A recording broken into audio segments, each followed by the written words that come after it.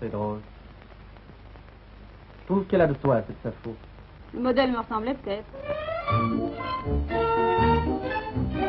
Marie Marquet, comédienne, tragédienne, diseuse, tout cela à la fois, puisqu'elle est un grand nom et une des personnalités les plus fortes du théâtre de notre époque. Non seulement une actrice considérable, mais une femme dévorant la vie sous toutes ses formes, et éventuellement les hommes.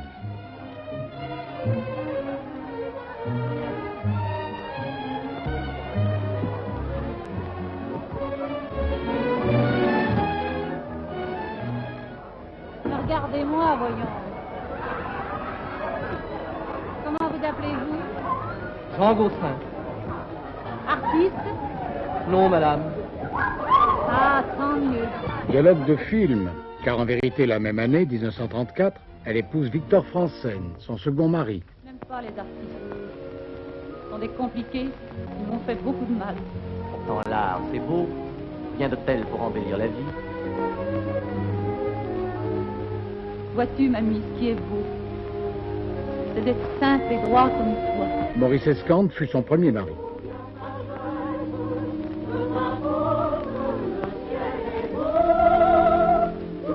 La jeunesse, pour elle, ce fut Edmond Rostand. Edmond Rostand, son premier amour. Elle l'avait connu grâce à Sarah Bernhardt. Le génie de celle-ci sera difficilement perceptible dans les images accélérées de la Tosca que nous voyons en ce moment. C'est pourtant en découvrant Sarah Bernhardt que Marie Marquet découvrit aussi sa vocation théâtrale.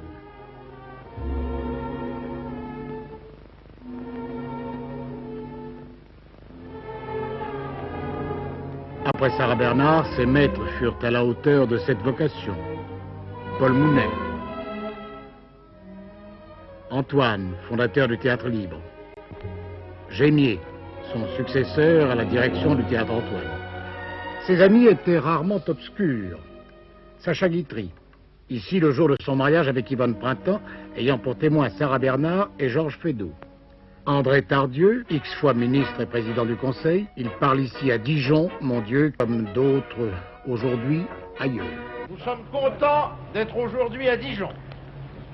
D'abord parce que c'est une belle ville et qu'on y est bien reçu, et aussi parce que tout ce qu'on y voit réconforte pour l'avenir de la Bourgogne et pour l'avenir de la France. Anna de Noailles semble, elle, particulièrement réconfortée par une certaine cravate. En cet endroit plein de souvenirs sacrés, je suis heureuse de pouvoir remercier le gouvernement de la République française du témoignage d'amitié qu'il a bien voulu donner à la poésie, en me nommant commandeur dans l'ordre de la Légion d'honneur. Aimez-vous les vers? Non. Bonsoir. Dialogue de film encore, car toute sa vie, Marie Marquet l'a consacrée à la poésie.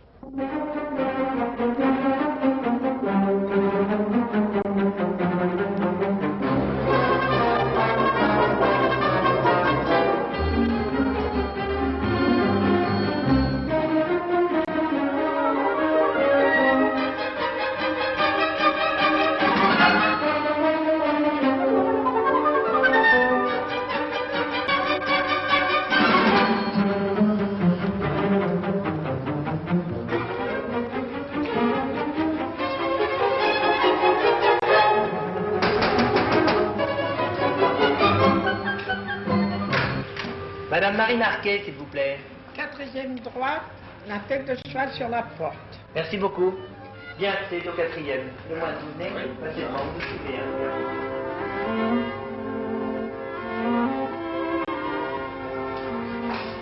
Il est pas grand, l'ascenseur. Voilà, ça n'aura jamais tous là-dedans. C'est pas tous les cas.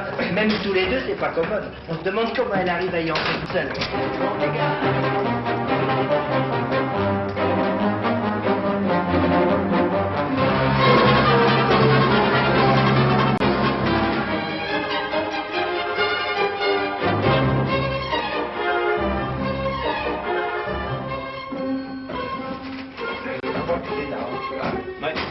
grave.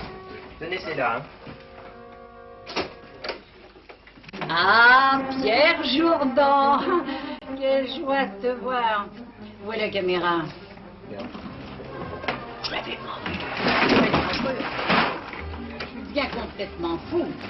Tu es la reine de la soirée. Comme tu es reine, tu as eu cours. Bah alors c'est pas possible. Mais avec un dardin, il faut quand même continuer. C'est lourd. Faut rentrer. Tant pis. Ah oui, bah allons-y. Bon, bah écoutez, Oh non, avec tout ce non, barda, tu qu'est-ce que vous voulez? écoutes.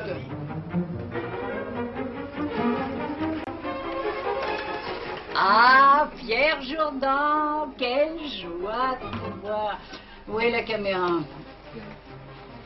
Je l'avais pas vue. C'est très dangereux.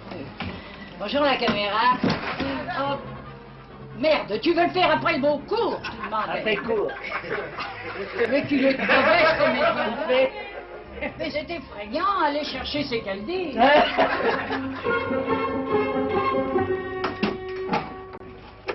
Ah, Pierre Jourdan, Voilà. quelle joie de te voir. Où est la caméra?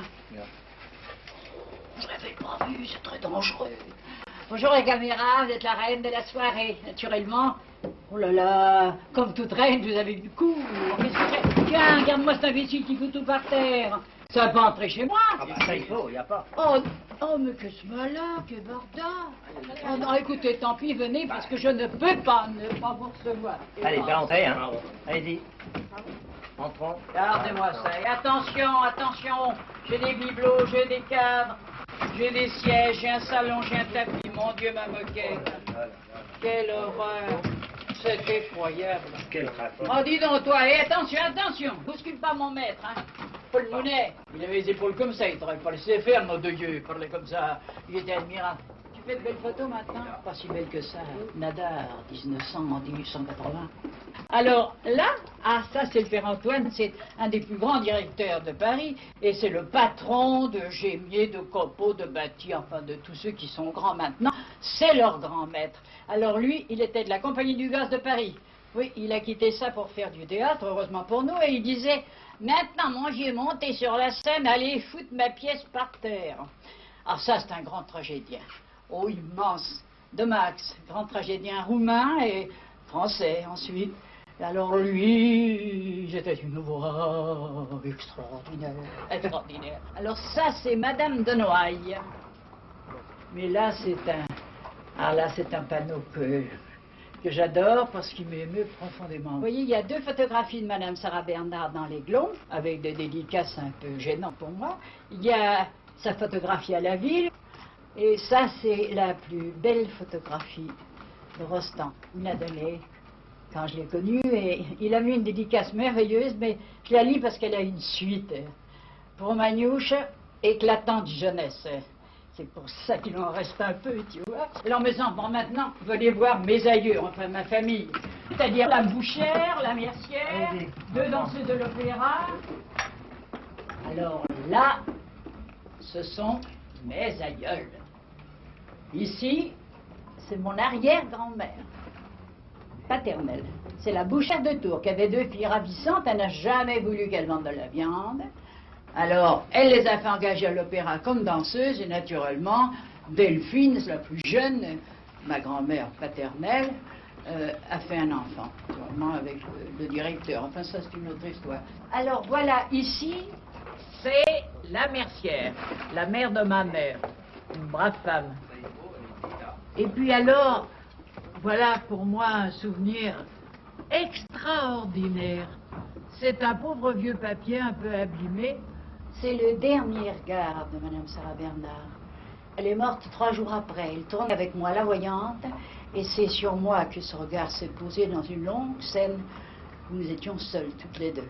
Alors pour moi, ce regard, c'est le regard du génie sur la vie, sur l'art,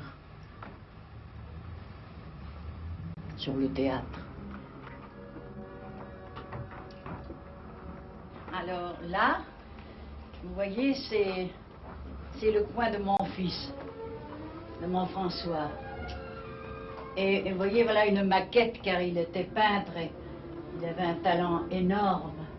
C'est une maquette qu'il a faite très peu de temps avant d'être arrêté.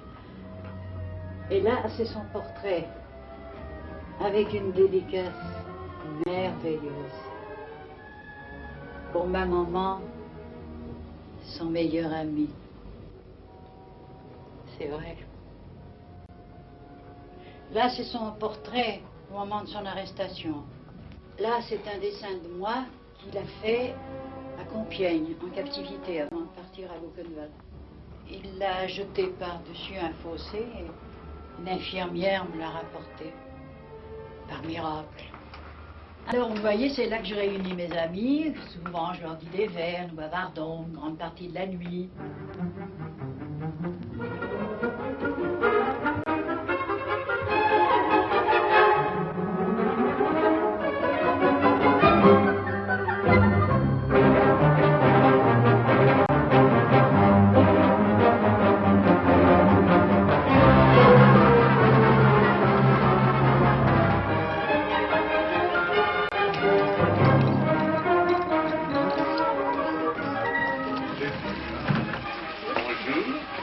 Déjà en train de voir, c'est merveilleux, quelle maison. Oui, avec joie. Quand on vient chez mon ami et mon ex-épouse, on arrive toujours avec bonheur.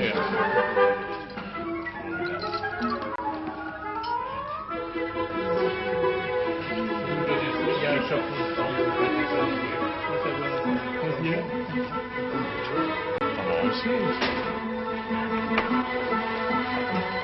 Où est-elle, la grande? Elle arrive. Elle arrive. Elle est prête. C'est admirable. Elle arrive. De mon temps, elle n'était jamais prête. Eh bien, elle l'est. J'ai quelques excuses pour être en retard. Maintenant, dites-moi tous vos noms, prénoms, âge et qualité, car je ne vois rien. André. Les deux fous. Ah, monsieur Villefort, je ne connais pas. On s'est vu un jour, en dehors du théâtre de la Madeleine. Tellement gentil que vous soyez venu. D'être affreuse, vous m'avez trouvé.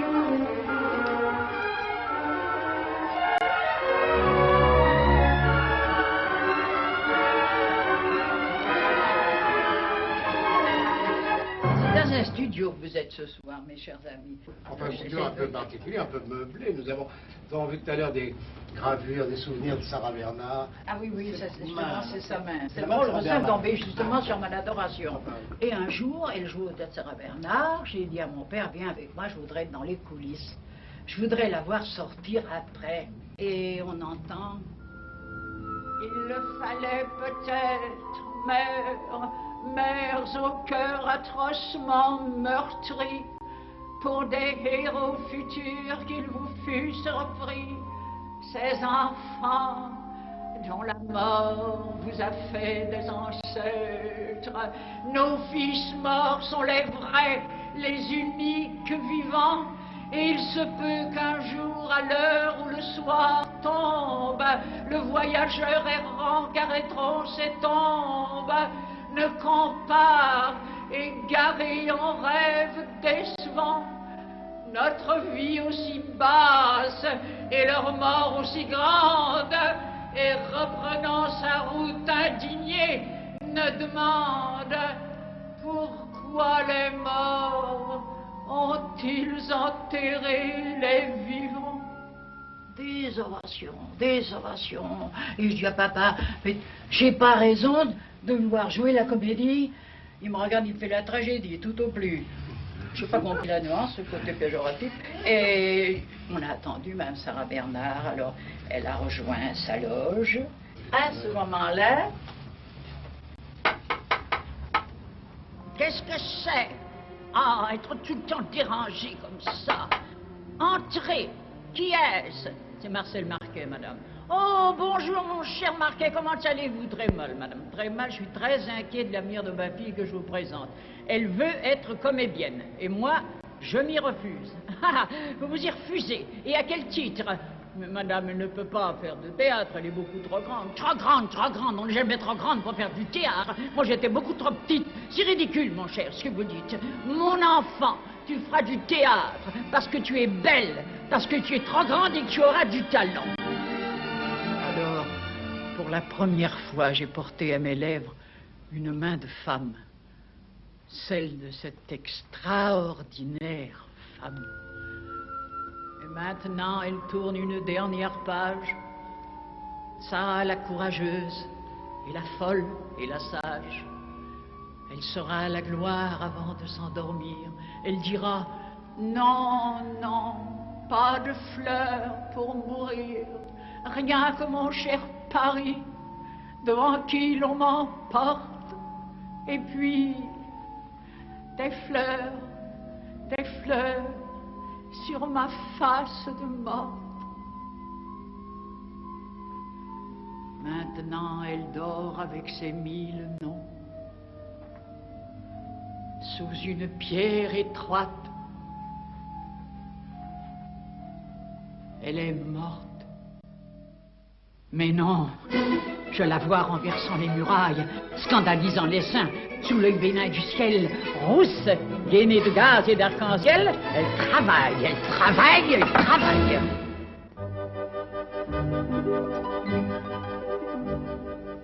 En 1885, il y avait en Russie, à Saint-Pétersbourg, au théâtre Michel, un acteur en renom. C'était Lucien Guitry. Il a séduit une comédienne de la troupe et, mon Dieu, elle a fait ce jeu Guitry. En 1885. En 1895, Marcel Marquet de l'Odéon est venu jouer le même emploi, remplacer M. Lucien Guitry dans le même théâtre en Russie. Alors il a séduit l'ingénu de la troupe et ils m'ont faite. Si bien que je suis né 10 ans après Sacha, dans le même théâtre, dans la même ville et dans le même pays, mais très loin d'ici.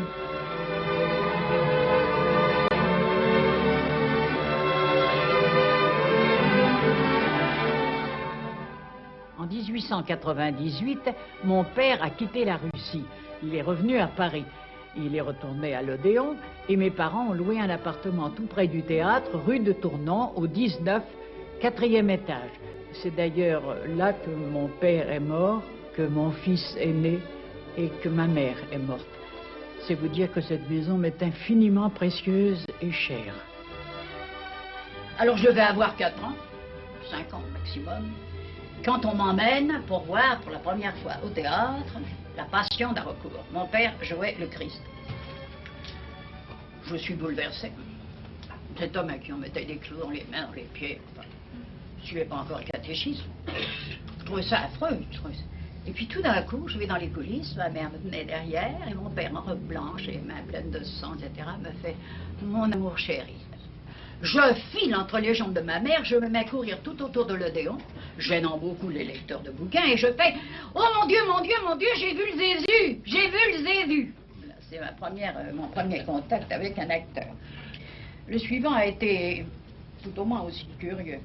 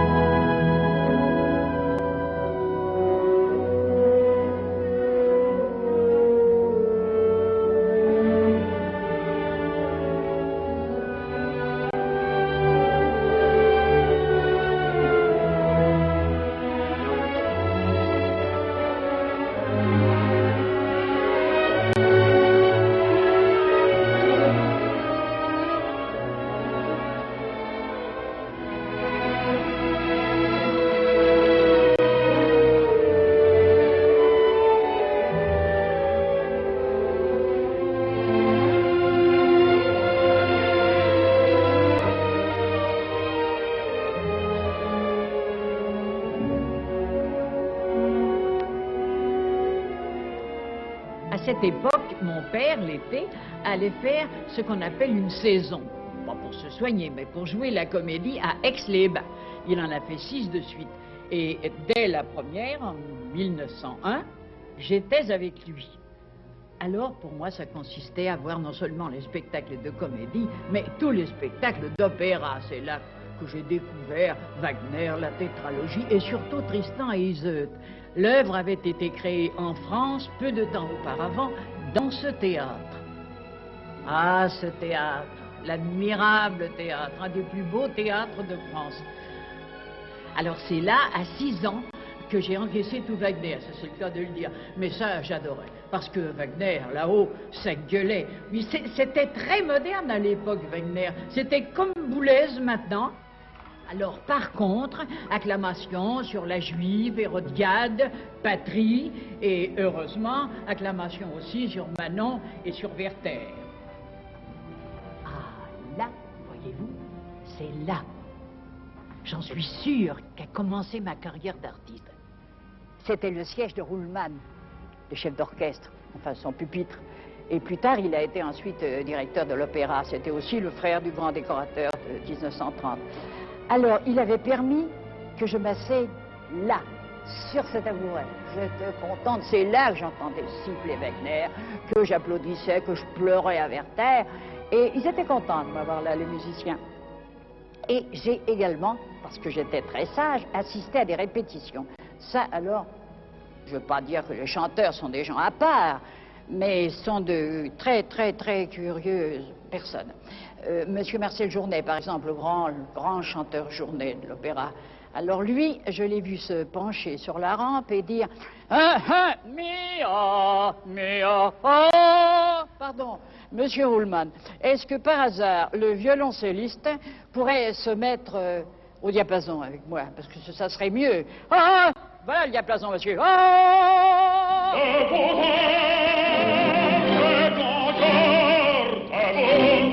On encense sa puissance, on encense sa puissance, bravo du monde à l'autre, bravo.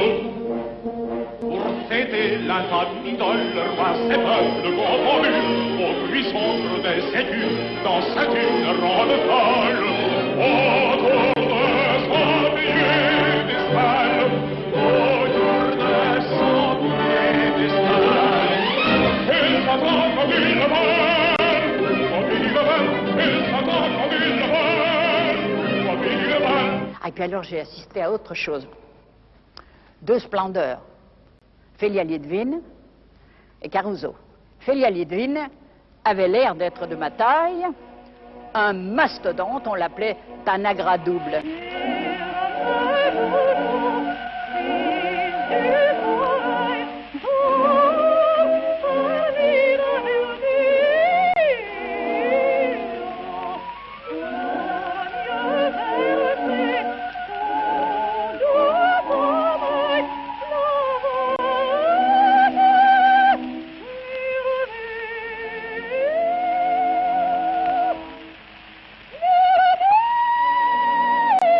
C'était une splendeur, mais alors à voir, ça valait le coup.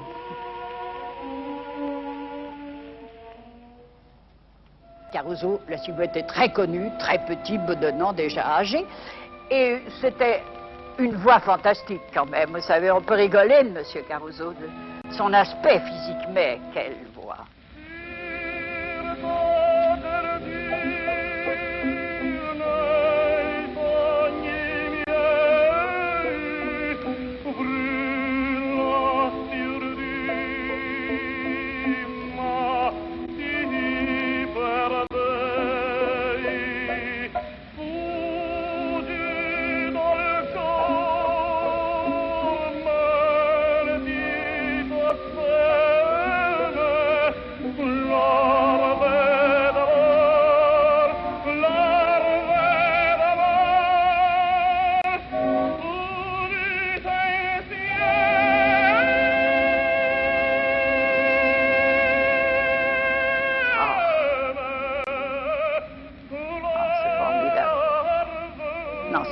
Jamais il n'a été remplacé, ce jamais. Mais moi, ce que je préférais, c'était la comédie. Parce que ces soirs-là, j'avais la place de Ruhlmann, la fosse d'orchestre était vide, j'étais maître de la situation. D'ailleurs, j'ai entendu là un répertoire absolument interdit à une enfant de 6 ans. Et c'est là, un soir, ici, à cette place, sur ce tabouret, que j'ai eu mon premier coup de foudre. On jouait l'irrésolu. Je ne sais plus de qui.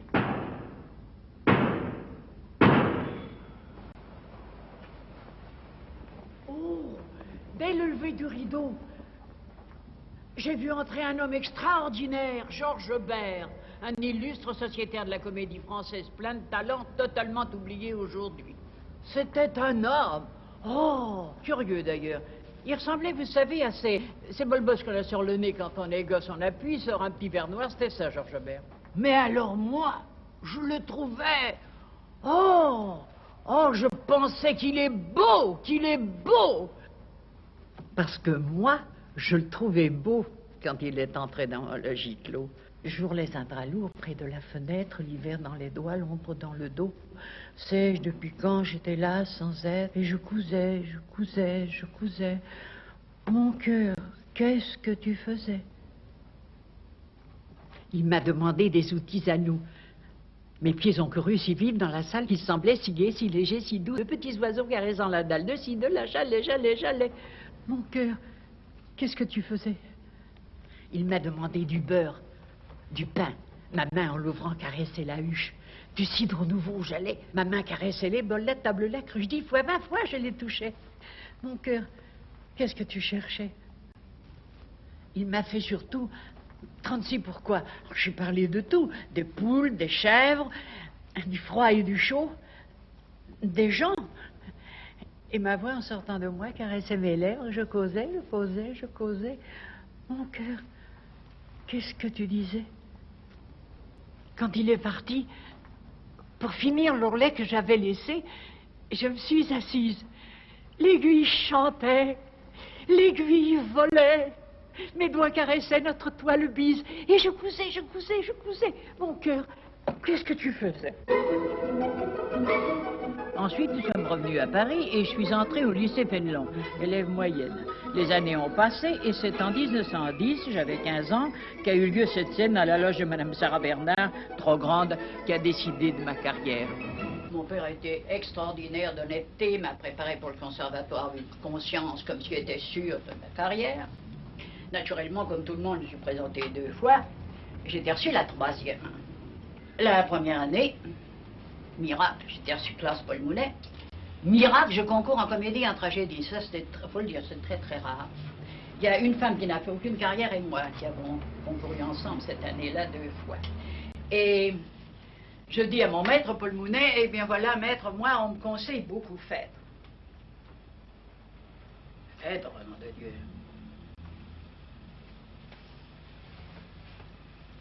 C'est de la folie. Pourquoi, maître? Je suis trop grande? Mais non, c'est... Enfin, travaille, nom de Dieu, travaille. Alors, tu connais la situation, oui. Bon, toute la nuit, elle était dans sa chambre, elle faisait... Oh, ce petit, si je pouvais le suivre sur son char dans la forêt. Oh, ce petit. Alors, la vieille, la Hénone, elle était la même madame, il faut sortir, prendre un peu l'air, on n'est pas passer une nuit comme ça, faut vous coiffer. Alors, elle était là, elle me mettait des machins, elle t'emmerde. Et tout d'un coup, tu entres en scène. À ce moment-là, petit, n'oublie pas, tu es la fille de Pasiphae, la chienne couverte de poils, et la fille de Minos. Alors tu entres, quand c'est le petit, les yeux sont toujours fermés. N'allons pas plus avant, ma marron charlet, je ne me soutiens plus, ma force m'abandonne, comme toi, mes yeux sont éblouis du jour que je revois. Et mes genoux tremblants se développent sous moi. Oh, ce petit, et tout d'un coup, tu ouvres les yeux. Noble et brillante auteur d'une triste famille, toi dont ma mère osait se vanter d'être fille, qui peut-être rougit du trouble tu me vois. Alors là, petit, 1 heure. Soleil. C'est trop. Je te viens voir, voilà. Dernière fois, le petit. Oh Dieu, que je suis assise à l'ombre des forêts. Quand pourrais-je, au travers d'une noble poussière, suivre de l'œil un char, fuyant dans la carrière? Ah, papa! Où suis-je, qu'ai-je dit? Demande pardon, petit, tu tiens absolument à donner Phèdre. Mais je ne sais pas, mais on me le conseille. Mais tu ne peux pas, nom de Dieu, tu es vierge. C'est vrai, j'étais vierge. Ça faut bien l'avouer. Alors, très gêné par cette attitude de mon maître, très choqué d'ailleurs, dans mon éducation, j'ai demandé conseil à Georges Leroy et à mon père.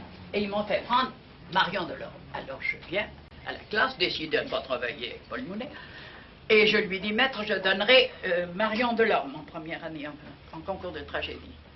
Nom de Dieu, alors ça c'est le comble, on vient de la violer. Alors il ne veut pas voir ça, il se colle dans le fond de l'avant-scène au conservatoire, et alors une peur me saisit, mais j'ai eu peur, personne n'a eu peur au théâtre comme ça, j'étais comme ça, tout ce qu'on m'avait mis comme maquillage un peu forcé quand on débute, pssst, tout est parti. J'avais plus qu'une bouche très rouge, et comme ça j'ai fait, sa lèvre est un fer rouge, et m'a toute marquée. La salle applaudit, Paul Mounet bondit en avant de l'avant-scène, il presse un jaillit comme ça.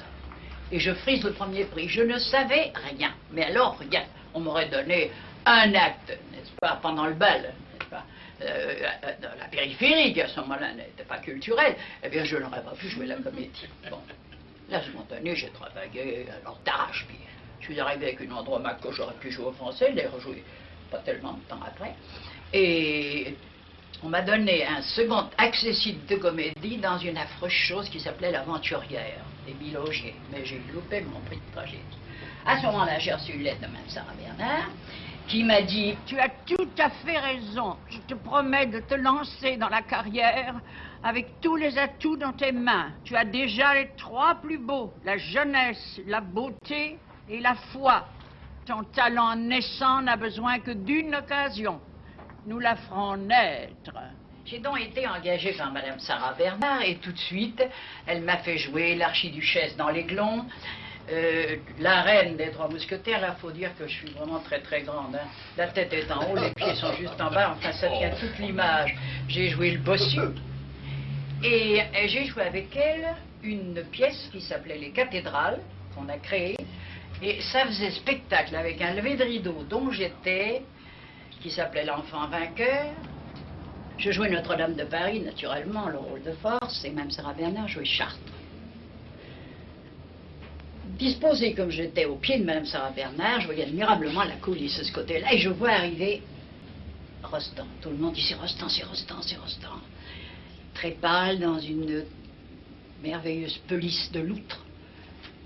Il présentait la douceur, la fragilité, et il s'est incliné sur les mains de Sarah Bernard. Avec dévotion, Sarah a presque embrassé les siennes. Et se congratulant, il l'a quitté pour aller s'asseoir à côté de M. Langealet, régisseur du théâtre, en coulisses. Je le voyais admirablement. Hélas, je vois le poète s'endormir. Je parle à mon tour, je le réveille, et il fait au régisseur qui parle. C'est la fille de Marquet, belle voix, et il se rendort. 3 jours se passent, et Mme Sarah Bernard me dit « Mon trésor, je t'annonce une grande nouvelle. Tu vas jouer le rôle de l'Aiglon à la demande d'Edmond Rostand, qui t'a trouvé admirable. » Moi qui l'avais vu dormir, enfin. Mais ça ne fait rien, moi, j'en étais sûre de ce qu'elle me disait. « Tu y viendras jeudi avec le premier acte si. » C'était le dimanche. J'arrive à la maison. Mon père me dit « Quoi? Quel rôle? Le tien, l'archiduchesse ou la camerata? » Non, non, non, le rôle du duc de Reichstadt. Oh. T'as fait une blague, voyons, t'es pas joué lui de Reichstadt. Tu es beaucoup trop grande, ça il est un peu fort. Je dis rien. Mais je me dis, bon, il a raison, je n'aurai pas un tel affront, je n'apprends rien. La négresse de Sarah Bernard s'amène le jeudi après la matinée et me dit, viens vite, Madame Sarah Bernard, et t'y demande.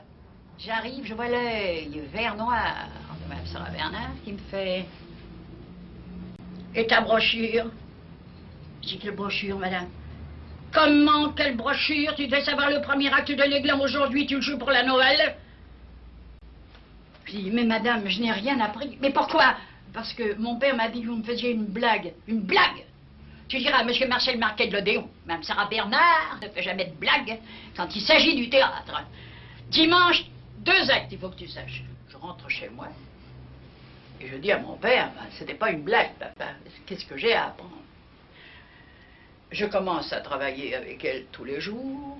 Et au milieu de la semaine suivante, elle était très mal, elle part à Andernos. Elle avait sa jambe coupée. Et j'avais bien vu aux répétitions que M. Maurice Bernard, le fils de Mme Sarah Bernard, qui est le fils du prince de Ligne, qui ressemblait comme 2 gouttes d'eau, il était beau, des yeux verts, comme ça, et grand escrimeur.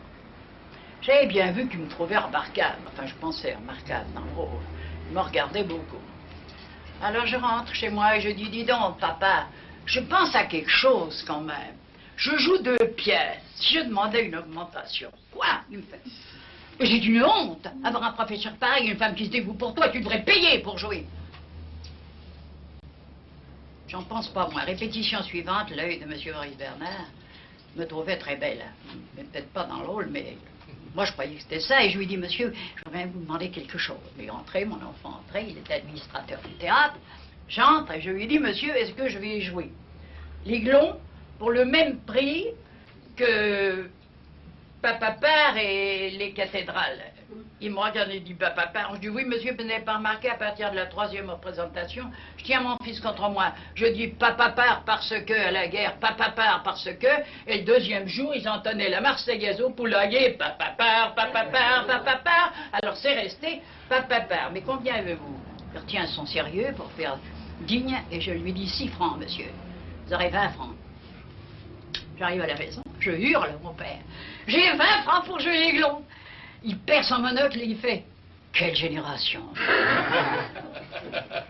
Alors me voilà dans l'Aiglon. Elle est belle, hein? Alors un jour, j'ai reçu un télégramme de Mme Sarah Bernard me disant « Veux-tu aller à 3 heures, 4 avenue de la Bourdonnais, chez Edmond Rostand qui veut te faire répéter. Sois sublime. Ne donne l'adresse de Rostand à personne. Sarah Bernard. » C'est à ce télégramme de Madame Sarah Bernard, reçu la veille, que je songeais en pénétrant chez Edmond Rostand. Et tout de suite, j'ai été saisie par un sentiment extraordinaire. Un sentiment personnel. Une femme m'est arrivée, Miss Day, qui avait élevé les 2 fils d'Edmond Rostand. Et elle m'a dit, Mademoiselle Marquet, Monsieur Rostand va vous recevoir, mais il s'excuse, il est forcé de vous faire un peu attendre. Ça ne fait rien, mademoiselle. Est-ce que vous voulez entrer dans la salle à manger? Oui. Pardon.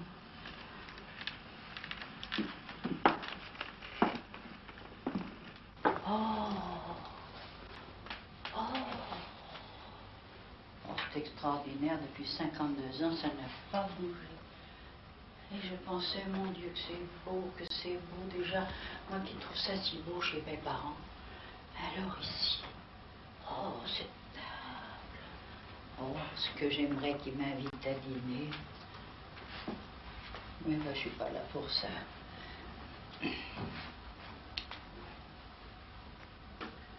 Alors j'ai attendu. J'ai attendu une bonne heure. Je n'aimais pas ça déjà. Tout à coup, j'ai entendu des pas. Oh, j'ai pensé comme chez le dentiste, c'est à moi. C'est à moi. Alors, je me suis avancée et j'ai vu arriver Edmond Rostand par la porte de sa chambre. Une très belle robe de chambre, et suivi d'un tout petit bonhomme, maigre, vieux, un employé de mairie. On va me faire attendre pour ça. Et là, Edmond Rostand m'a dit, Mademoiselle Marquet, je vous présente Monsieur Bergson. Bonjour, maître.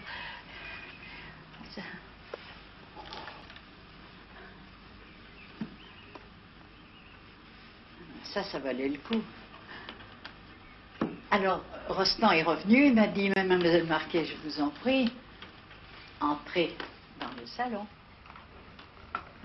Je ne pensais pas, en entrant dans ce salon, que j'entrais dans sa vie, que la mienne commençait ma vie de femme. Ah, ce salon, que de souvenirs, que d'amour, que de remords aussi. 1916, Verdun. Rostand ne pouvait pas admettre de rester là, inactif, quand les autres... Évidemment, il m'a rencontré, alors, cette passion mutuelle, ce bonheur naissant. Mais tout de même, je le revois un jour, me disant... Viens, mon amour. Viens.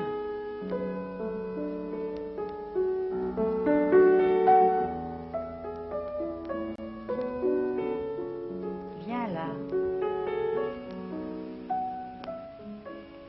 Tu vois, quand on est couché sur le divan bas devant la fenêtre, c'est délicieux.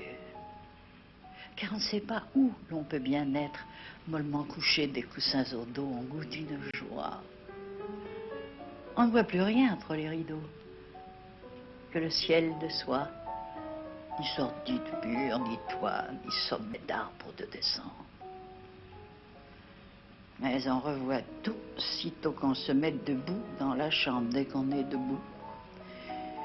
On voit brusquement tout ça reparaître. On s'étend. Plus rien que du firmament dans une fenêtre.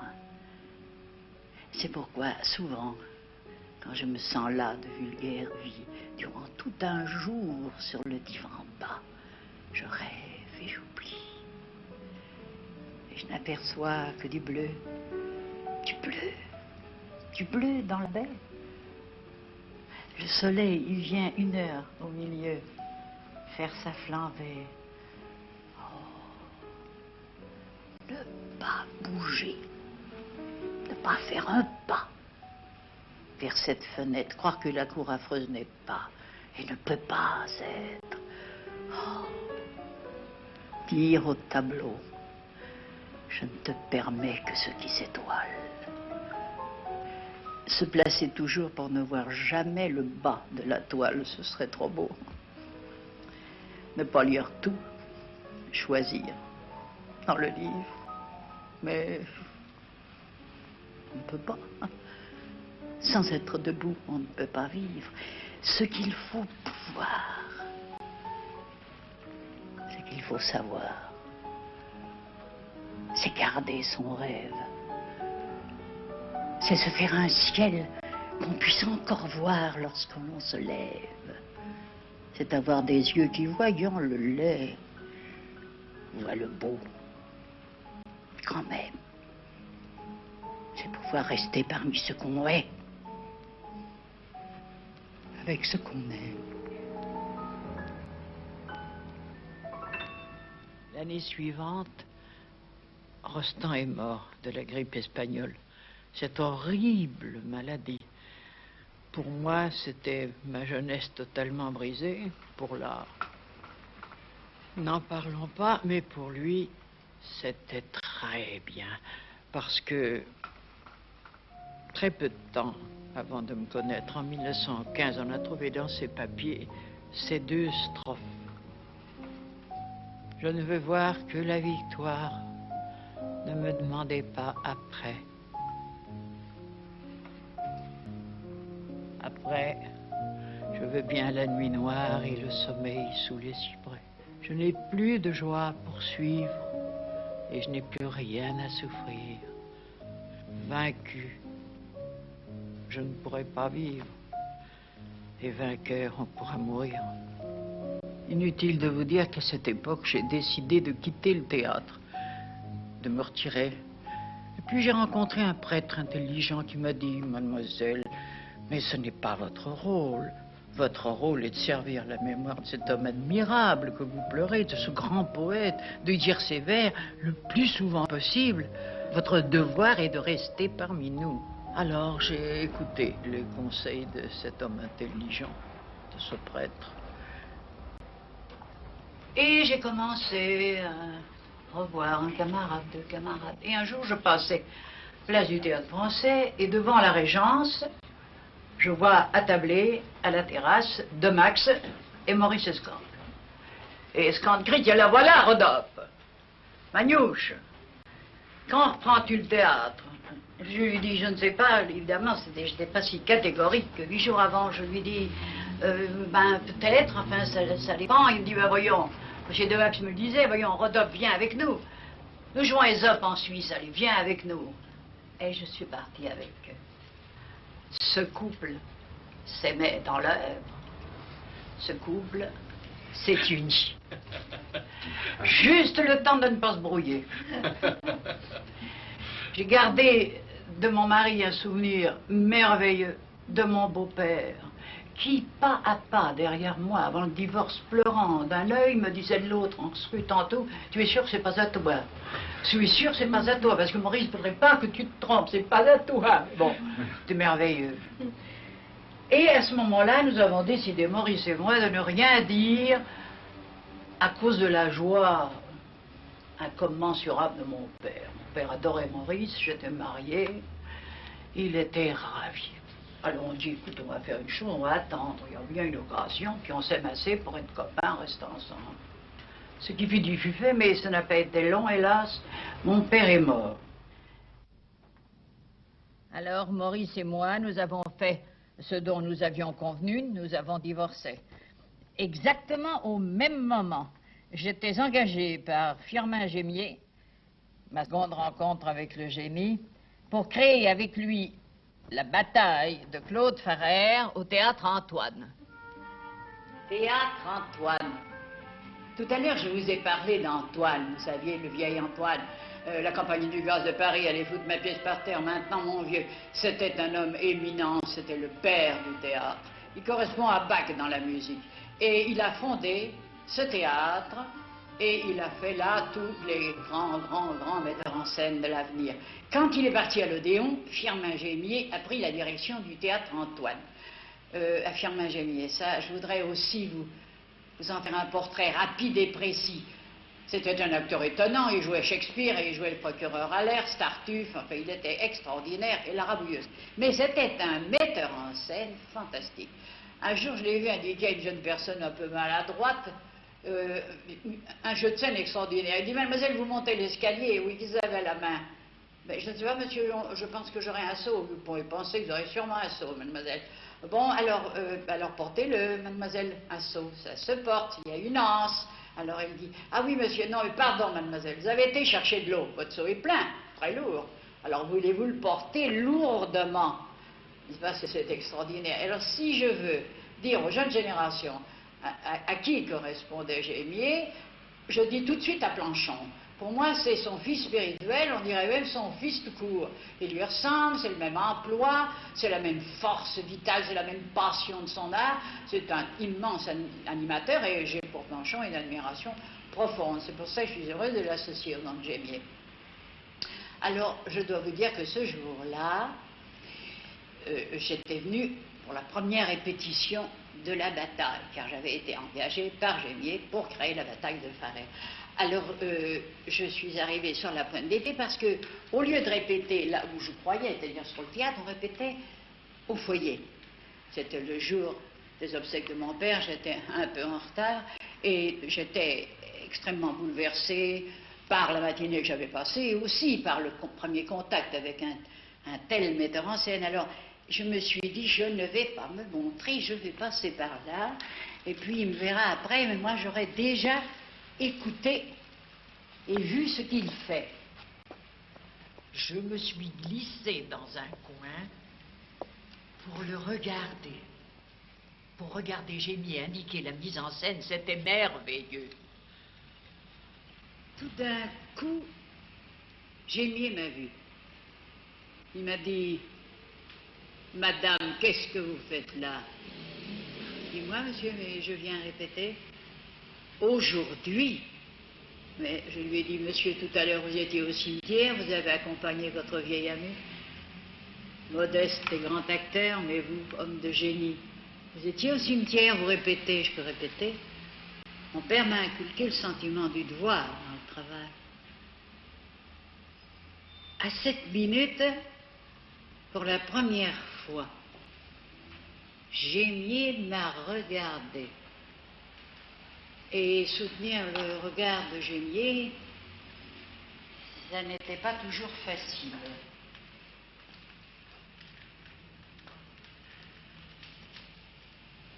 Il m'a dit, est-ce que vous viendriez dîner avec moi? Oui, monsieur Gémier, certainement. Ce soir? Oui, pourquoi pas ce soir? Votre mère n'est pas seule? Non, non, elle est très entourée, elle n'est pas seule. Bon. Alors, je vous attends tout à l'heure à 7h30 chez Mère. Là, je ne sais pas si vous vous rendez compte ce que représente pour une jeune comédienne de 26 ans le fait d'être invitée par un homme qui a à peu près l'âge du père qu'elle vient de perdre, car mon père avait 56 ans, Gémier 52, mais surtout par le plus grand homme de théâtre. Alors je suis restée sidérée et ensuite enthousiasmée. J'ai dit, cet homme a un cœur d'or. Parce que qui s'intéresse à une jeune comédienne, mon Dieu, je n'ai pas encore fait assez de mes preuves. Mais ça, ce qu'il fait, c'est parce que ce sont les obsèques de mon père. Alors c'est un homme d'un cœur, d'un cœur. Oh, j'ai beaucoup de chance. J'avais aucune arrière-pensée. Alors je me suis rendue chez Mère. Et très vite, au début du dîner, il m'a dit, en 14, il y avait un gala au Palais de la Mutualité. Je disais des vers, ainsi qu'un nommé Marcel Marquet. Ah, j'ai dit, oui, je me souviens très bien, monsieur Gémier. Oui, vous y étiez. Oui, c'était mon premier gala. Mon père m'avait emmené. Il y avait sur l'escalier, je me souviens, avant d'entrer en scène, mon père, moi, et vous, monsieur Gémier. Il me dit oui. À cette seconde, j'ai dit, si cette femme se retourne, je suis perdue. Je suis perdue. Alors, je n'avais plus qu'à prendre sa main et à lui dire, nous sommes perdus.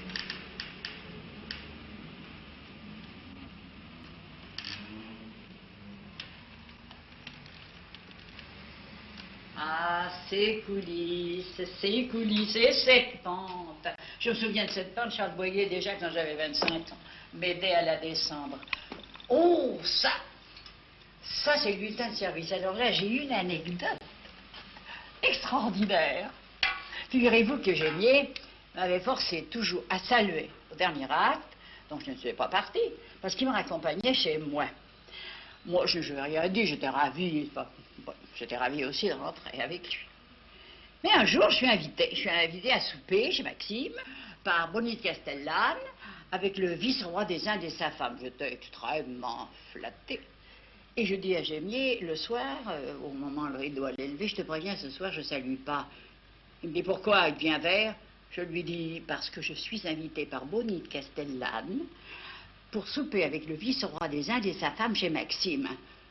Oui, ça, le vice-roi des Indes, c'est un coureur. Non, écoute, je t'en prie, sois pas ridicule. C'est une façon tout de même assez agréable d'aller chez Maxime, où je ne vais presque jamais dans des conditions assez exceptionnelles. Il me dit, tu salueras. J'ai dit, je ne saluerai pas. Et le lendemain, je lis ceci. Madame Marie Marquet est à l'amende de 100 francs. 100 francs, c'était mon cachet. Hein, pour n'avoir pas salué hier soir au dernier appel. Alors, colère me prend. Je dis au régisseur, ouvre-moi ça. Il me dit, j'ai pas le droit. Ouvrez-moi ça. Je prends mon stylo et j'écris en dessous. Madame Marie Marquet a été engagée par monsieur Gémier, non pour saluer, mais pour jouer la comédie. Et j'ai flanqué mes 100 francs dans le clou qui était là. Et puis je suis partie. Alors là, il a eu une colère, une scène, de ces scènes qui finissent bien. Mais il était jaloux, mais vraiment très jaloux, ça je veux vous le dire. D'ailleurs, c'est un peu drôle de parler de scènes, d'amour, de jalousie à mon âge, mais enfin, que si vous voulez. Je n'invente rien, tout est exact. Il était jaloux, il était très belle. Je n'ai pas salué, il était furieux. Ça, c'est formidable. Moi qui dis mon âge à tout le monde, je le crie, je le hurle. Eh bien, quand je pense qu'il y a 50 ans, jour pour jour, que je montais cet escalier pour aller de la scène dans ma loge. Et alors, là, avant de vous montrer ma loge, je voudrais un peu vous expliquer les lieux. Ça, c'est le couloir central. Par où les jours de première, les gens se précipitent en disant bravo, génie merveilleux, même s'ils n'en pensent pas un mot, et c'est bondé. Et alors, naturellement, il y a les artistes qui ont leur porte ouverte. Il y avait là Charles Boyer, plus loin, il y avait Pierre Blanchard, plus loin, il y avait Gémier, Marguerite Moreno, et moi, à droite, la première loge, je vous y conduis. Mais alors, là, voyez-vous, ça, c'est un petit couloir qui a beaucoup compté dans ma vie, voyez-vous. C'est extraordinaire. Il y a 2 loges dont les fenêtres donnent sur ce couloir, c'est-à-dire sur rien. Et alors, ma fenêtre à moi était toujours hermétiquement close. Un peu d'air. Voilà, alors ça, c'est ma loge. C'est ma loge avec le couloir où sont tous les gens, enfin, je vais raconter. Et alors, c'est là que tous les soirs, j'entendais tel signal. Et je voyais arriver, par ce petit couloir dérobé, ravi de faire la nique aux gens de l'autre côté, un officier de marine japonais, Yorisaka, héros de la bataille de Farer. C'était Gémier, en 3 coups de crayon avec l'air d'un japonais. Alors il arrivait, subrepticement, il enjambait là, et il m'étreignait. Alors un soir, je lui ai dit, « Tu n'as jamais été père ?» ?»« Non, pourquoi ?»« Bien, moi non plus, j'ai jamais eu d'enfant. » »« Et alors ? » ?»« Et alors je crois que je suis enceinte. » Alors, j'ai vu Gémier glisser le long de mon corps, et dans un geste qui par un autre aurait pu être théâtral, mais avec lui ce n'était jamais théâtral, il s'est accroché au bas de ma robe. Il a baisé le bas de ma robe. Et il a dit, le rêve de ma vie. Il est parti par le petit couloir comme un voleur en serrant son bonheur dans ses bras. Alors moi j'ai dit, mon fils, tenez-vous à ma robe. Soyez ardente et diligent. Déjà le matin, lui, le globe est beau comme un lingot d'argent. C'est de désir que ma main tremble. Venez avec moi dans le vent. Nous aurons 4 ailes ensemble. Nous boirons le soleil, le vent. Nous aurons l'air d'aller en guerre pour le bonheur, pour le plaisir, pour conquérir toute la terre et son ciel qu'on ne peut saisir. Vous avez dormi dans mon âme. Il faut que votre être vermeil s'élance, s'émeuve, se pâme. Combattez avec le soleil, l'air frappera votre visage. Avancez, joyeux, furieux. L'important n'est pas d'être sage, c'est d'aller au-devant des dieux. Je ne sais pas où je vous mène.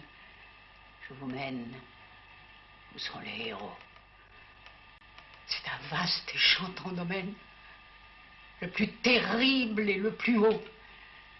Et le jour où je serai morte, vous direz à ceux qui croiront que j'ai poussé la sombre porte qui mène à l'Empire à Préron, je l'ai laissé au bord du monde, où le ciel est si bleu, si pur. Il semblait vif et profond, il voulait caresser l'azur. Je n'ai pas eu le temps de dire, que faites-vous? front vermeil. Je l'ai vu errer et sourire et s'enfoncer dans le soleil. Un an après, en 1923, Gémier a cru bon de me faire engager à la Comédie Française. Il m'a emmené chez le ministre, Léon Bérard, et il lui a dit « Aujourd'hui, monsieur le ministre, l'engagement étant décidé, nous vous disons merci, mais dans 3 ans, c'est vous qui m'appellerez pour me dire « Merci Gémier ». Ça, je suis assez fier parce que c'est Gémier qui m'a fait entrer à la Comédie Française. Tardieu, il m'a fait nommer sociétaire, et après, j'ai bien boulonné, et je crois avoir mérité mes galops. Alors je suis entrée à la Comédie Française où pendant des années, bien sûr, j'ai joué beaucoup de rôles, mais surtout j'ai créé Le Maître de son cœur de Paul Rénal, son chef-d'œuvre, mon plus beau souvenir. Et enfin, arrive en vedette le grand acteur de ma vie, M. Maurice Scande, avec lequel j'ai créé Madame 15. Eh bien, écoutez, je regrette de vous dire qu'au 3e tableau, moi, avec une taille à la feuillère, pas serrée, un costume comme ça en velours vert, un petit marquis, un petit machin en vison, un petit manchon de vison, des cheveux blancs, une perruque, forcément, et monsieur en tenue de combat, ben la salle applaudissait, dans un petit décor gris qui ne nous donnait pas tellement de place, enfin. Nous étions très beaux. Et il y avait des marches, déjà je ne les aimais pas. Et nous arrivons à mon sociétariat. Je rencontre André Tardieu. Quand une chose pareille vous arrive, ayant déjà connu le génie par 2 fois, j'étais tremblante, enfin, que la presse, pas de journaliste, non, s'empare de cette histoire, écrive, bon. Et je disais surtout qu'on ne sache rien. On sait qu'on ne sache rien. Moi, lui et moi, c'était effroyable. On était visibles comme la tour Eiffel et l'homme des Invalides. Enfin, c'était affreux. Alors, bref, un jour, on va déjeuner, c'est le père de mon ami Jeanne-Henri Robert, chez Maître Henri Robert. Dans l'escalier, Tardieu me dit, qu'est-ce que c'est que ça, le sociétariat? Ah, je lui dis, André, ne vous mêlez pas de ça. Il y a 15 jours, je suis heureuse. Avant 15 jours, tout est par terre. Ça sera la sociétaire et le ministre Forble. Non, j'ai pas besoin de vous. Ma candidature est posée. J'ai fait ce que j'avais à faire dans la maison. J'ai la parole d'Herriot. Nous sommes nommés toutes les 3 s'il y a les 12e. Et puis je pars avec lui à Font-Romeu. Ma mère comprenait rien, elle ne savait rien. Elle dit qu'est-ce qu'elle va faire là-bas au moment du sociétariat. Elle va droiter. Elle est folle. Elle disait à Marie-Belle, mais elle est folle. Marie-Belle était dans le coup et devait me téléphoner les résultats. Alors maman me téléphone. Qu'est-ce que tu fais là-bas? Tu rates ta carrière. J'ai dit je respire un air merveilleux. Elle me dit oh c'est ridicule. J'ai dit à Marie-Belle que te disent de rentrer. Alors un jour j'ouvre le Figaro et je lis. Il n'y aura pas de nomination de sociétaire cette année. Les sociétaires présents sont venus aux mains. M. Ferraudier et M. Alexandre ont blessé M. Lambert et Sylvain au visage. Et le ministre, on lui a refusé ses 12e. J'éclate en sanglots, soit dans mon lit, je sanglotais. Alors, très calme, Tardieu arrive, il me dit, qu'est-ce qu'il y a? Oh, je dis, c'est épouvantable ce qui est arrivé, c'est épouvantable, c'est une cabale, c'est honteux. Nous sommes... Enfin, c'est drôle, c'était nous droit, nous sommes des femmes de talent, d'avenir quand même. Eh bien, voilà ce qu'on nous fait. Oh, je pleure, mais pourquoi pleures-tu comme ça? Mais je pleure parce que je voulais être quelqu'un pour mon fils. Alors, assez ému par cette façon dont je lui dis ça, il me fait... Moi, heureusement que quand on me remet à ma place, pour savoir ce que c'est que le sociétariat, je m'en fiche et je continue. Moi, voilà le télégramme que j'ai reçu de Doudou. Ah, Doudou, qu'est-ce que c'est que Doudou? Qui est Doudou? C'est Herriot. Vous pouvez compter sur moi, cher Tardieu. Vous avez ma parole. Alors là, j'étais folle. J'étais folle. Et il m'a dit, ton ami Marie-Belle te téléphonera. Je dis, oui, ça, je sais. Alors, on faisait des promenades à pied dans la neige. Rien de tel pour avoir des ampoules. C'était épouvantable. J'avais vu que j'avais de mieux pour Tardieu, mais des habillés de calots, de plusieurs couleurs violentes, des fausses perles comme là, en masse, mais des bonnes belles peaux au talon parce que je ne pouvais plus marcher. Alors je restais dans notre salon, quand un jour, commençait à dîner. Mademoiselle Marie-Belle vous demande, madame. Alors, je pars comme une folle, je traverse, c'était la Noël, je traverse le hall, le restaurant, le bar, avec des gens nus jusqu'au nombril, les femmes et les hommes en machin mauve. Marie-Belle me dit au téléphone, ça y est, Manouche, nous sommes nommés toutes les trois. Madeleine Renaud, toi et moi. Oh, j'étais folle. Alors, je remonte avec mes bandes Velpo qui commençaient à se dérouler. Et tout d'un coup, je vois Tardieu dans l'escalier, enfin dans le couloir de l'escalier, devant le salon, avec une bouteille de champagne. Il me dit alors, je lui fais, ça y est, bravo, ping. Il fait sauter le bouchon, j'arrive, on s'assied et j'éclate ensemble. C'était probablement Foromeux qui m'éprouvait les nerfs, mais enfin, je pleurais encore un coup, là. Alors il me fait, mais pourquoi pleures-tu comme ça? Oh, je dis, là, je pleure de joie. Écoute, c'est tellement merveilleux. Mais c'est fou ce que tu aimes plus le théâtre que moi, dit-il. Mais avec un visage ravagé. Il a pris 10 ans en me voyant pleurer de joie. Alors, je ne sais plus comment dire, mais non, mais c'était bien, je t'ai dit, c'est François. Enfin bon. Et tout d'un coup, il me dit, c'est pas le tout. Est-ce que tu as du talent? Je comprends pas ce que tu me demandes. Oui, enfin, je t'ai vu dans ta pièce de D'Annunzio, c'est pas du théâtre, ça, c'est de... Puis je t'ai vu dans une pièce, alors ça, c'est de l'art japonais, le dos d'argent. Mais il paraît que tu dis les vers. Je veux rien savoir si tu les dis bien. Dis-moi quelque chose. Bien. Alors, je commence. Un petit Hugo, un petit Peggy. Je dis, il me fait, encore. Alors, je dis, ben dis-moi ce que tu veux. Alors, il me lançait des noms, tant je disais le poème. Il lançait des noms, tant je disais le poème. Et quand je finis à reversibilité, il me dit, mais tu as beaucoup de talent. Oh, les salauds, dit-il en jetant sa serviette. Voilà mon sociétaire. Il était assez sympathique parce qu'on pense à beaucoup de choses retors, c'est trop. Alors, bref, cette comédie française, dont je garde un souvenir extraordinaire, pour moi, c'est Maurice. C'est pas du tout parce qu'il est là, c'est pas parce qu'un tendre lien nous unit, mais pour moi, la comédie française, c'était ça. Puis alors, un peu le répertoire, il faut dire que c'est là que j'ai joué pour la première fois à Thalie, dans des conditions un peu particulières. Mon second mari m'avait dit, je vais voir papa, je serai là pour ta première, 3 jours après. Et il n'est jamais revenu. Alors, 2 jours après, je commençais à répéter moins bien. Et M. Bourdet me dit, dites-moi, vous m'avez demandé de jouer assise, comme Mme Sarah Bernard, parce qu'elle avait la jambe coupée, que ça donnait beaucoup plus de rareté au rôle, mais ces mots, hein, c'est un mot, vous êtes beaucoup moins terrifiante qu'à 48 heures. J'ai dit, monsieur, j'espère faire mieux demain, comme les boxeurs. Et j'étais le trouvé, j'ai eu mon mari est parti.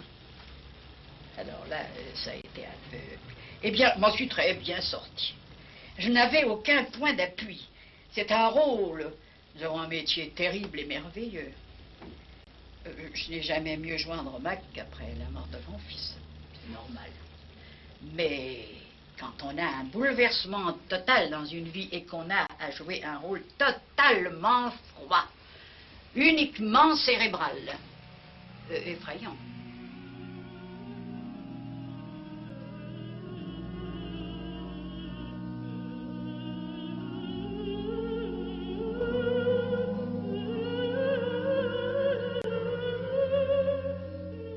Prêtez-moi l'un et l'autre une oreille attentive. Je ne veux point ici rappeler le passé, ni vous rendre raison du sang que j'ai versé. Ce que j'ai fait, Abner, j'ai cru le devoir faire. Je ne prends point pour juge un peuple téméraire, quoique son insolence ait osé publier. Le ciel même a pris soin de me justifier. Sur d'éclatants succès, ma puissance établie a fait jusqu'aux 2 mers. Respectez Athalie. À moi, Jérusalem goûte un calme profond. Le Jourdain ne voit plus l'Arabe vagabond ni l'Altier philistin par d'éternels ravages, comme au temps de vos rois, désolez ses rivages. Le Syrien me traite de reine et de sœur. Enfin, de ma maison, le perfide oppresseur qui devait jusqu'à moi pousser sa barbarie. J'ai eu le fier, j'ai eu tremble dans Samarie. De toutes parts pressé par un puissant voisin que j'ai su soulever contre cet assassin, il me laisse en ces lieux souveraine maîtresse.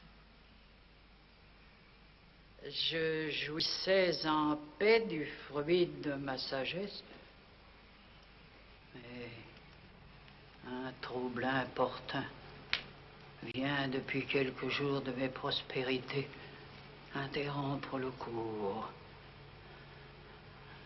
Un songe. Me devrais-je inquiéter d'un songe? Entretient dans mon cœur un chagrin qui le ronge. Je l'évite partout, partout. Il me poursuit. C'était pendant l'horreur d'une profonde nuit. Ma mère, Jézabel, devant moi s'est montrée comme au jour de sa mort, pompeusement parée. Ces malheurs n'avaient point abattu sa fierté. Même elle avait encore cet éclat emprunté dont elle eut soin de peindre et d'orner son visage pour réparer des ans l'irréparable outrage. Tremble, m'a-t-elle dit, fille digne de moi, le cruel Dieu des Juifs l'emporte aussi sur toi, je te plains de tomber dans ses mains redoutables, ma fille. En achevant ces mots épouvantables, son ombre vers mon lit apparut se baisser. Et moi, je lui tendais les mains pour l'embrasser. Mais je n'ai pu trouver qu'un horrible mélange d'os et de chair meurtrie et traînée dans la fange, des lambeaux pleins de sang et des membres affreux que des chiens dévorants se disputaient entre eux.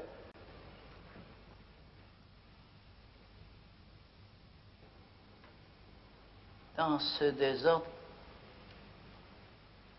à mes yeux se présente un jeune enfant, couvert d'une robe éclatante, telle qu'on voit des Hébreux, les prêtres, revêtus.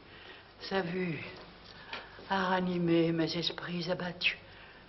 Mais lorsque, revenant de mon trouble funeste, j'admirais sa douceur, son air noble et modeste, j'ai senti tout à coup un homicide astuce que le traître en mon sein a plongé tout entier. De tant d'objets divers, le bizarre assemblage peut-être du hasard vous paraît un ouvrage. Moi-même, quelque temps, honteuse de ma peur, je l'ai pris pour l'effet d'une sombre vapeur.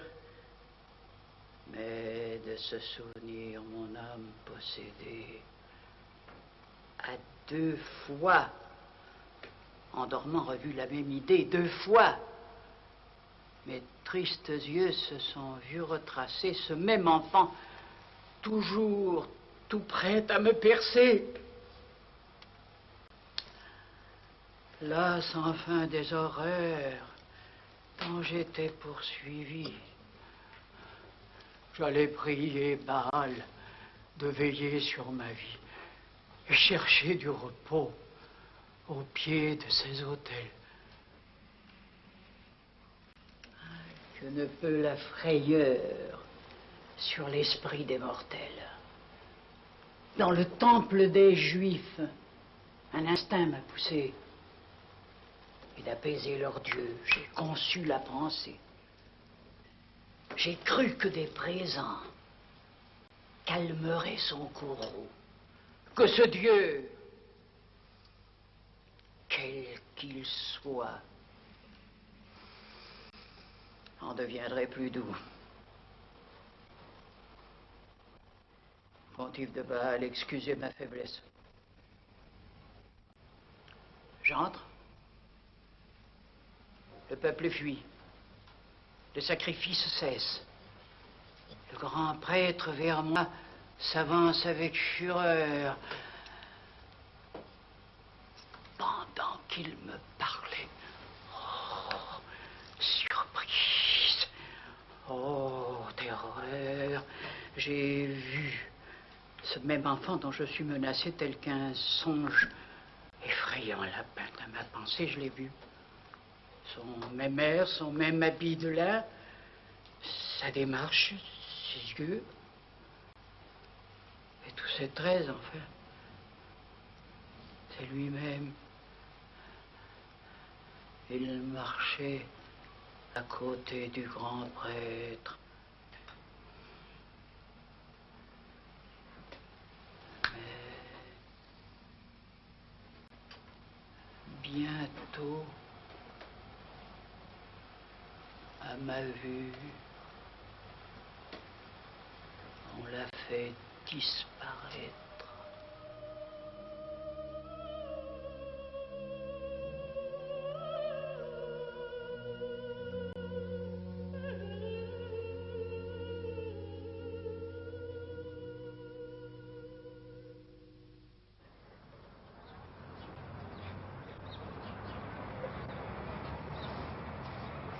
Ah, te voilà, ma Gilberte. Tu es déjà levée. Pourtant, ça a fini tard hier soir. Mais moi, j'ai une journée extraordinaire. Je vais faire des courses parce que j'ai un rendez-vous d'amour.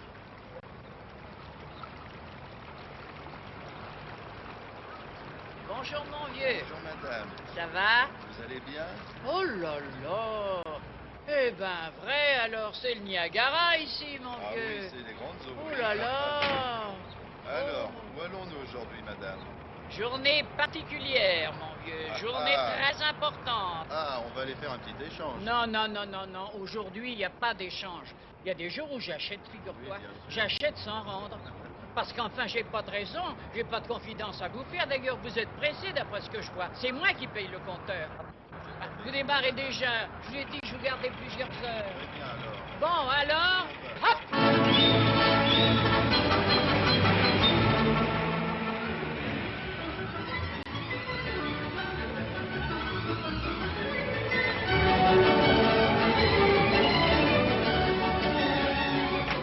Bon, alors attendez-moi là, je n'en ai pas pour longtemps.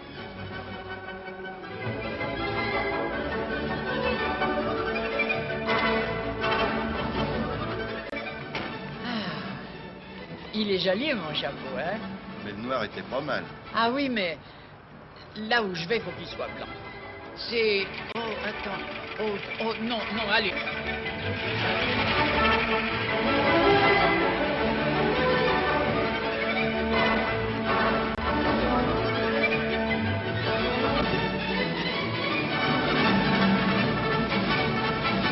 Ah, tout de même, c'est bien mieux avec le foulard, non? Oh, ça, vous avez raison, c'est beaucoup plus gai comme ça. Ah, voyons un peu. Ah, c'est bien. Ah, moi, je trouve ça très bien. Très bien. Est-ce que c'est joli, non? Oh, oui, c'est très joli. Et pour où je vais, je veux des boucles d'oreilles.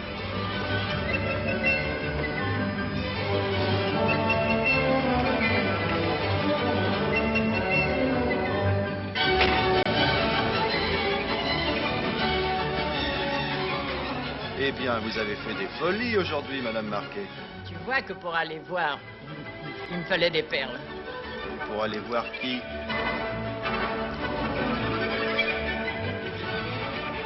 Mais j'ai promis de ne pas donner l'adresse. Alors, dans ce cas... Alors allez, tout droit.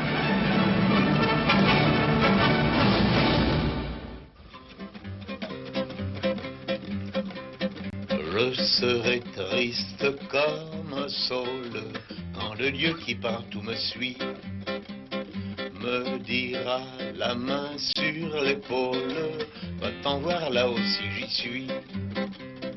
Alors du ciel et de la terre, il me faudra faire mon deuil. Est-il encore debout le chêne ou le sapin de mon cercueil. S'il faut aller au cimetière, je prendrai le chemin le plus long. Je ferai la tombe buissonnière, je quitterai la vie à reculons. Tant pis si les croque-morts me grondent. Tant pis s'ils me croient fou allié. Je vais partir pour l'autre monde par le chemin des écoliers, avant d'aller compter fleurettes aux belles âmes des damnés. Je rêve d'encore une amourette.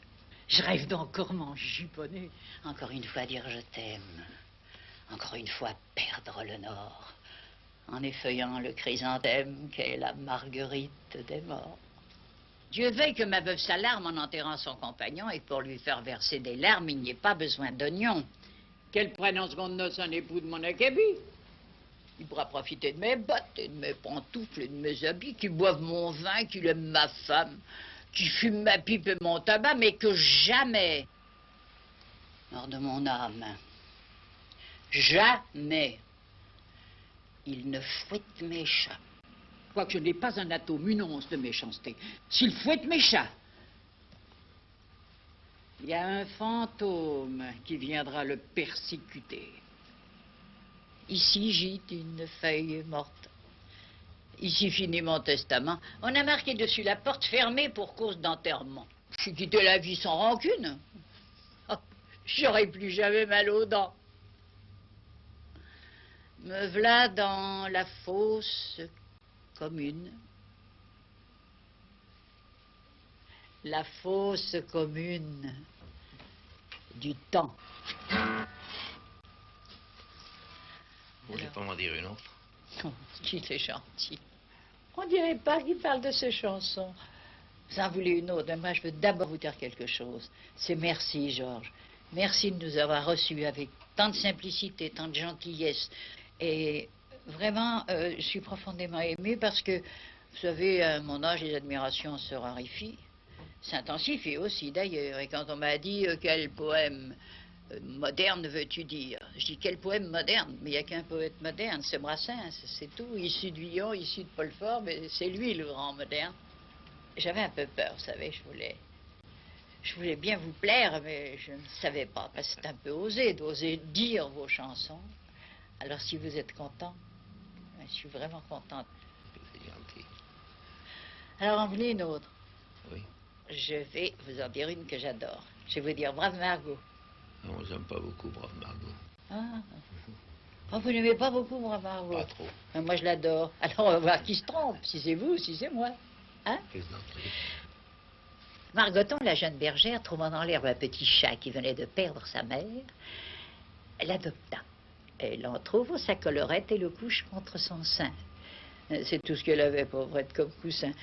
Le chat, la prenant pour sa mère, se mit à téter, tout de go. Ému, Margot le laissa faire. Brave Margot.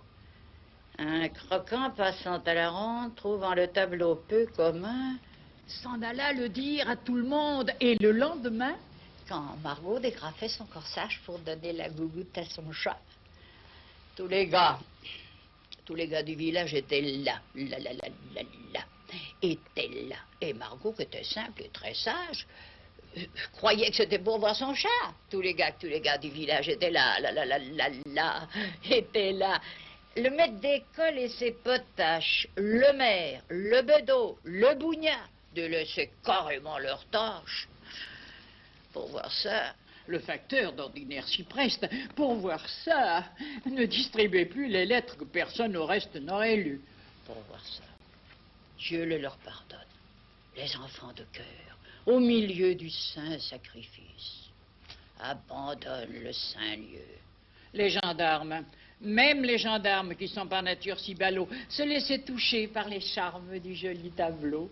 Quand Margot dégrafait son corsage pour donner la gougoute à son chat, tous les gars du village étaient là, étaient là, et Margot, qui était simple et très sage, croyait que c'était pour voir son chat. Tous les gars du village étaient là, étaient là. Mais les autres femmes de la commune, privées de leur mari, de leur galant, accumulèrent la rancune, patiemment. puis un jour, ivre de colère, elles s'armèrent de bâtons et farouches, elles immolèrent le chaton. La bergère avait bien des larmes. Pour se consoler, prit un mari et ne dévoila plus ses charmes que pour lui. Le temps passa sur les mémoires. On oublia l'événement. Seuls des vieux racontent encore à leurs petits-enfants quand Margot dégrafait son corsage pour donner la gougoute à son chat. Tous les gars du village étaient là, étaient là, et Margot, qui était simple et très sage, croyait que c'était pour voir son chat. Tous les gars du village étaient là, étaient là. Ça change tout comme ça. Ah oui, ça change tout, c'est son beau mot. Comme ça, c'est très beau. C'est gentil, que c'est gentil. Avant que vous ne partiez, j'aimerais vous présenter mon vieil ami Jaco. Oh, bonjour Jaco. Il s'est pas foulé ton père pour le prénom, hein? Enfin, c'est un inspiré, Jaco. Tous les perroquets gris s'appellent Jaco, alors. Oui, c'est vrai, mais enfin, le vôtre devrait avoir un autre nom, un nom de poète. Au revoir et merci. Au revoir. Au revoir, Jaco. Au revoir, Jaco. Il vous a presque dit au revoir, oui. Au revoir, Jaco Brassens. À bientôt, Jaco Brassens. Elle est à toi, cette chanson. Toi, l'Auvergnat, qui sans façon m'a donné 4 bouts de bois quand dans ma vie il faisait froid. Toi qui m'as donné du feu quand les croquants et les croquants, tous les gens bien intentionnés, m'avaient fermé la porte au nez. Ce n'était rien qu'un feu de bois. Mais il m'avait chauffé le corps. Et dans mon âme, il brûle encore à la manière d'un feu de joie. Toi, l'Auvergnat, quand tu mourras, quand le croque-mort t'emportera, qu'il te conduise à travers ciel au Père éternel. Elle est à toi, cette chanson, toi l'hôtesse qui sans façon m'a donné 4 bouts de pain quand dans ma vie il faisait faim. Toi qui Je sais pas si m'ouvris vous ta connaissez Brassens, mais quand moi c'est la première les fois que je passe une croquantes journée et les croquants, avec lui. tous Oh, les gens bien quel homme! intentionnés C'est un homme s'amusaient à me extraordinaire. voir Mon Dieu, d'abord, c'est un homme qui respire la bonté. Et la bonté à un point. Et puis, il me fait l'effet d'un gosse, vous savez, d'un gosse réussir. Un gosse qui a pas de jamais ce gosse-là me regarde le devoir du passage, jamais ce gosse-là le rapporte, c'est pas possible. C'est un gosse extraordinaire, ou alors c'est Salomon. t'emportera, Salomon faisant la qu'il te conduise à travers ciel au Père éternel. Alors qu'est-ce que je vous dois, mon vieux? Eh bien, ça nous fait 200 francs, Madame Marquet. 200 francs. Mais pour boire compris. Bah oui, bien sûr. Ça fait rien, mon vieux. C'est une journée formidable. Alors, à journée formidable, compteur formidable. Et puis, mais votre métier aussi est formidable. Ah, mon métier est formidable. Formidable, parce que le vôtre aussi, d'ailleurs, vous êtes indépendant, c'est merveilleux. Seulement, moi, voyez bouger les gens devant moi. Tandis que vous, ils sont derrière. Ça, moi, je reste en horreur. C'est pour ça que je suis toujours devant dans les radiotaxis, parce que j'aime voir le chauffeur qui me regarde aussi de face, n'est-ce pas? Et ce film, voyez-vous, ce film m'a donné une très grande leçon, parce que c'est un film extraordinaire. J'ai découvert une existence que je ne soupçonnais même pas. Des hauts, des bas, des malheurs, des joies, l'amour, la mort, la déchéance, la gloire, enfin tout ce qu'on peut avoir. Je l'ai eu, malheureusement, je peux vous dire une chose, j'ai eu beaucoup plus de gens derrière moi qu'à côté de moi.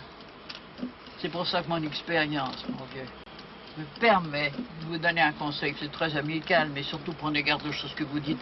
Tout peut sortir d'un mot qu'en passant vous perdez. Tout. La haine et le deuil.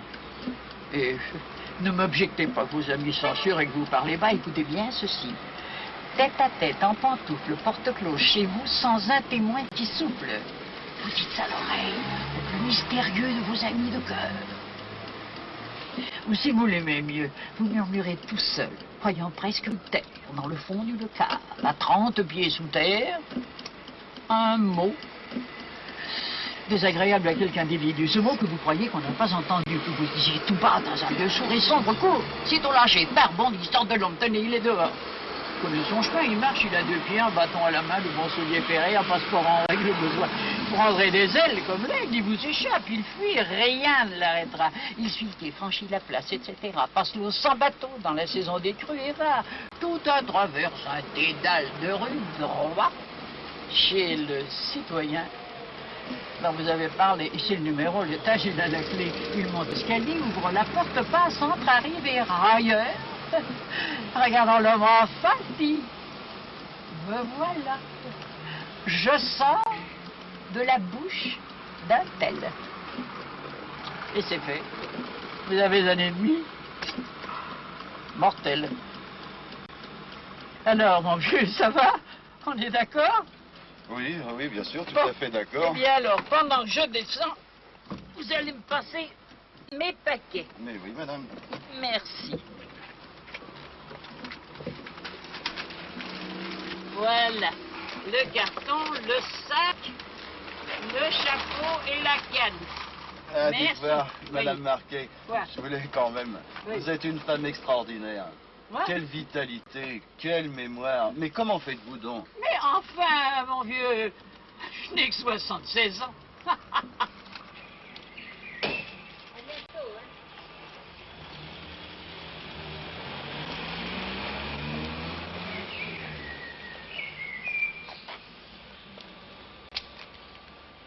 En somme, je n'ai que 76 ans.